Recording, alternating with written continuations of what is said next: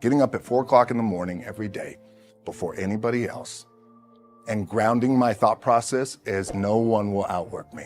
I work out twice before everyone wakes up. Instead of telling you what I think you should be doing or how you could be better, or I thought, well, let me just speak from the heart, speak from my gut, and really not have anything prepared, but just tell you what's worked for me.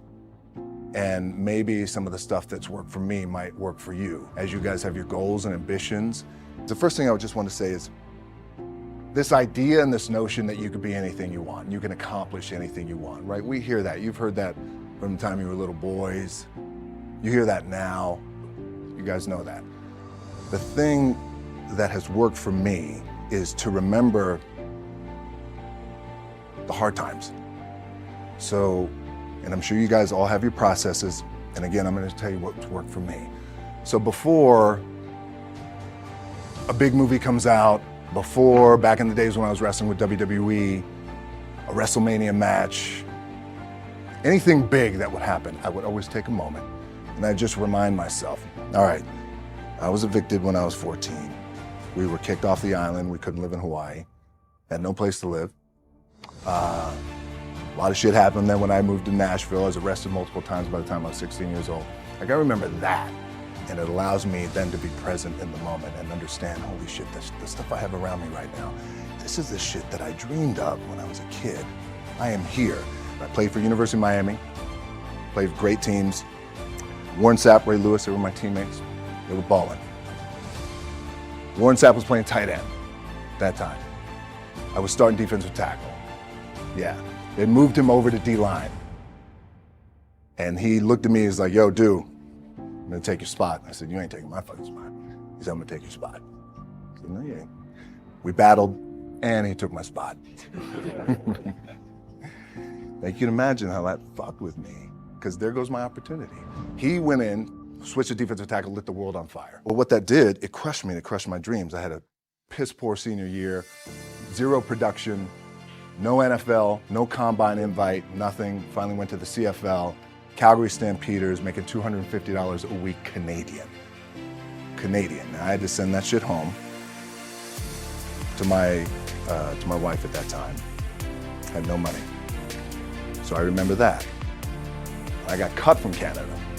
I had $7 in my pocket. And I always tell that story. So now my production company is $7, advertising agency is $7, everything is $7. So I always remember that. My dad, in his pickup truck, came down 4 o'clock in the morning, picked me up in Miami from Tampa. We lived in a little shitty apartment in Tampa. He drove down in his little pickup truck to Miami to get me when I was cut from the CFL. I'll never forget it, it's 4 o'clock in the morning. And I thought, well, fuck. I leave home like you guys left home. I'm ready to tackle the world, to get after it, achieve my dreams and goals. Fucking crushed by 22, 23 years old. Now I gotta move back in with my mom and dad. I played on great teams though. Wait a second, this is not supposed to be my future. I'm supposed to be in the NFL right now. I'm supposed to be making a lot of coin and buying my parents shit, buying me shit, taking care of my wife, but it never happened. So I pulled out my wallet, I thought, well, let me see how much money I had. I opened it up, I had a 5, a 1, and change. I'm not fucking around, well, at least I rounded up to $7.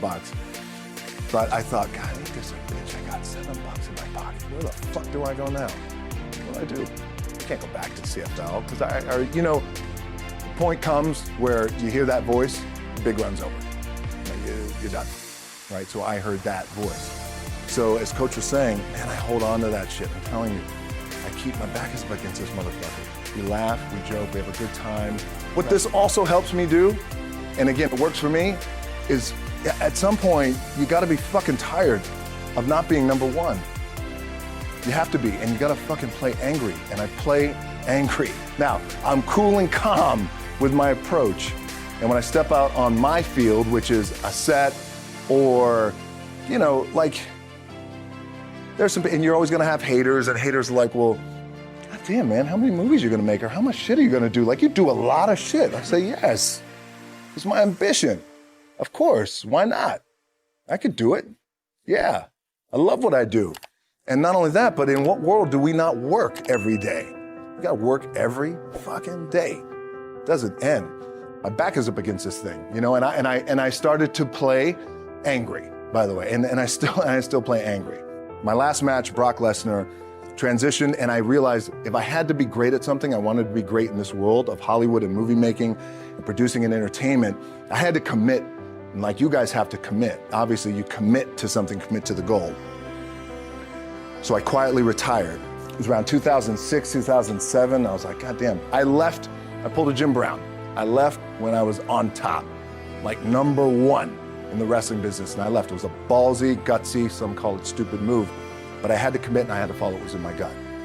What helps me is to keep the hard times in the front of my mind, because it allows me to go into these big moments that I've worked my ass off, and you guys have worked your ass off. It allows me to go into these big moments with a different perspective. What it also does for me, and again, this is what works for me. Like, I keep my back, excuse my language, my back is up against this motherfucker. Every day, it's against this fucking wall. Excuse my language. But it's up against this motherfucker because it's what I believe in. And when my back is against this motherfucker, then there's nowhere to go.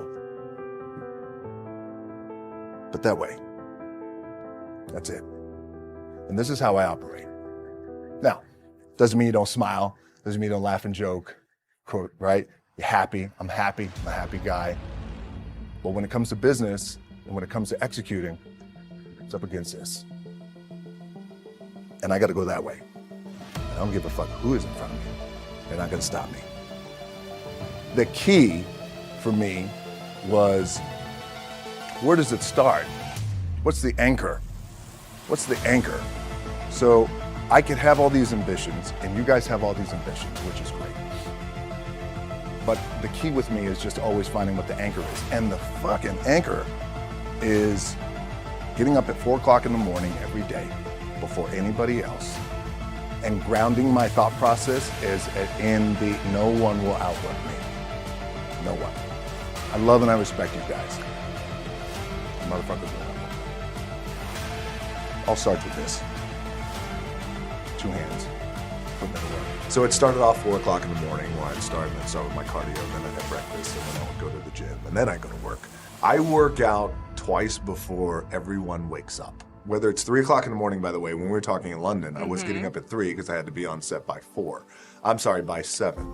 So whatever time my call time is, and I tell this to studios and directors and our producers, whatever time my call time, so my call time is at 7, then you back your clock up 4 hours, and then that's when I get up and I'll train twice. I'll get my cardio in and breakfast, and then I'll go hit the weights. Clanging and banging, we call it. Regardless of what you do in life and where you go, respect is going to be given when it's earned, and you have to go out and earn it every single day. And I sat down at that time with the agency I was with. They said, what do you want to accomplish? I said, I want to accomplish the world. I want the world. I want to do it bigger and better. And they looked at me like I had 3 fucking heads. And they were like, okay. But I still stayed focused, and I still had these to put in the hard work with my 2 hands. And that's it. And that's what it comes down to with you guys too. You know, look, but the one thing I do want to leave you with is, as you guys know, there's nothing you can't accomplish. You're going to go on, you're going to become world champions. You can win an NBA championship, MVP of the league. You could become president. You could become governor. You could be in entertainment. You could do Charles, and you could do Shaq. You could do that. You could do whatever you want to do. You guys know that. The key for me, what I think one of the keys is, remember where you came from. Keep that shit in the front of your mind. And when shit goes bad and it goes sideways, a lot of shit does. You're getting booed out of the fucking building, or you're coming through this injury, or people are writing you off. Oh, you guys ain't gonna fucking make it. You know, any of that shit. You gotta keep it in here. And it really has to, it should drive you. It should. It works for me. It should drive you. You get all the talent in the world. It's all here. It's all here. Everybody's the next best thing. Everybody's the thing. Everybody's the best.